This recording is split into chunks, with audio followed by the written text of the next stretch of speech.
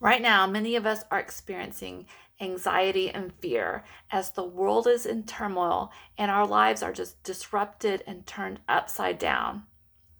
For foster and adoptive families, this time can be extremely difficult because our children have experienced trauma, and any disruption in their routine can just really throw them off and cause their behavior to escalate.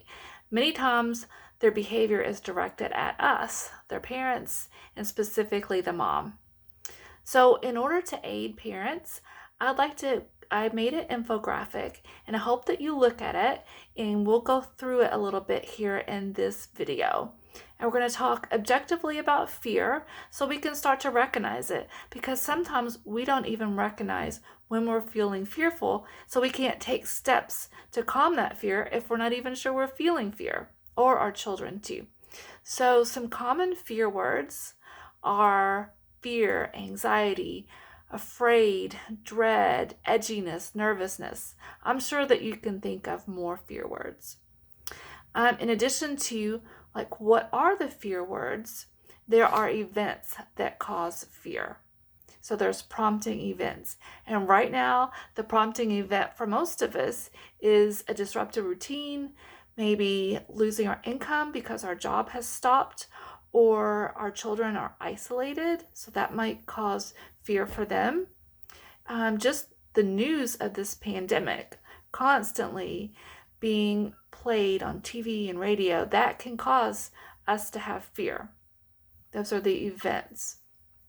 So when this event happens, then one may begin to think, oh, I might get sick or die.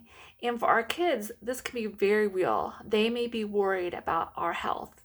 They may be hypervigilant, and anytime they notice a cough or a sniffle, they may be worried that we or their siblings, our grandparents, or someone they love may die because of this coronavirus. The coronavirus pandemic may also cause us to feel like we have no control. Things are out of our control. We're helpless. There's not a lot that we can do in this situation. Body changes that occur when we feel fear are that our heart may race. We may want to run away. We may sweat. We may not sleep well. So if you notice any of these changes in you or your children, expect that it's probably because of fear.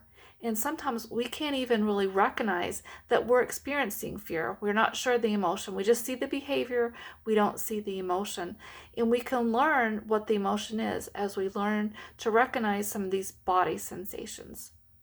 So we're going to stop for right now, and we'll pick up next time with some actions that we may want to take when we experience the emotion of fear. And I'd like to close just with Psalm 91. The first verse, this is one of my favorite verses that I'm reading a lot these days. It says, "Those who live in the shelter of the Most High will find rest in the shadow of the Almighty." So I hope that you are staying close to the Lord and finding rest in Him.